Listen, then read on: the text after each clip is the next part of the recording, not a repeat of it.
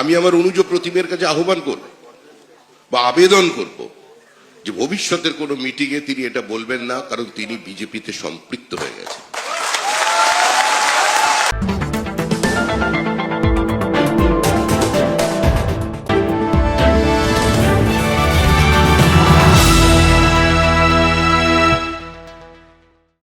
বিজেপিতে যোগ দেওয়া নিয়ে নিজের বক্তব্য তুলে ধরেন শুভেন্দু অধিকারী।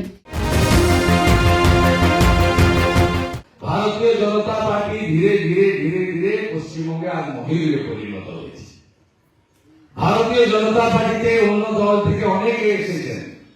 এই আসার ক্ষেত্রে তিনটি কারণ মূলত আমার ব্যক্তিগত পর্যালোচনা।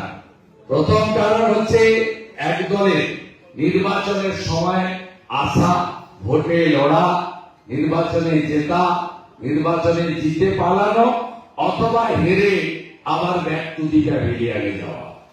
আরেক দলের উদ্দেশ্য, আরেক গ্রুপের উদ্দেশ্য থাকে যখন অন্য দল তার কাছ থেকে সব কেড়ে নেয়, তার রাজনীতি করার সুযোগ থাকে না, তখন সে অন্য দলের কাছে আশ্রয় চায়, অন্য দল তাকে মেম্বারশিপ দেয়, তার যোগ্যতা অনুযায়ী কাজে লাগে। আরেকটা গ্রুপের মধ্যে থাকে নিজে দল ছাড়ে, সব পথ ছেড়ে দল ছাড়ে, কোনো কিছু পাওয়ার উদ্দেশ্য না নিয়ে রাজনৈতিক দলের পরিবর্তন ঘটে। আমি মনে করি আমি সেই তৃতীয় গ্রুপে পড়ি।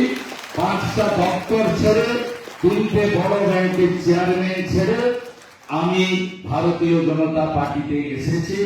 ভারতীয় জনতা পার্টিকে আমাকে আমন্ত্রণ করেছেন, যশস্বী নেতা অমিত শাহকে আমন্ত্রণ করেছেন, তৎকালীন রাজ্য সভাপতি দিলীপ বাবু আমন্ত্রণ করেছেন, তৎকালীন সংগঠনের সাধারণ সম্পাদক সুব্রত চ্যাটার্জি আমন্ত্রণ করেছেন, তৎকালীন অবজারভার কৈলাস বিজয় বর্গী আলোচনা করেছেন, এবং অনেকেই পালিয়েছে। শুভেন্দু অধিকারী পালানোর লোক নয়।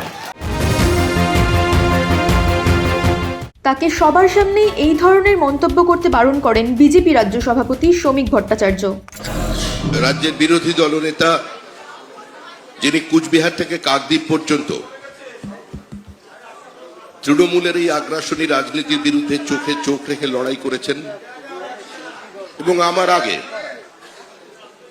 তার বক্তৃতায় তিনি বলেছেন তিনি দপ্তর ছেড়ে এসেছেন, তিনি আমন্ত্রণে এসেছেন, এগুলো সবই অতীত। আমি আমার অনুজ প্রতিমের কাছে আহ্বান করব বা আবেদন করব যে ভবিষ্যতের কোনো মিটিংয়ে তিনি এটা বলবেন না, কারণ তিনি বিজেপিতে সম্পৃক্ত হয়ে গেছেন।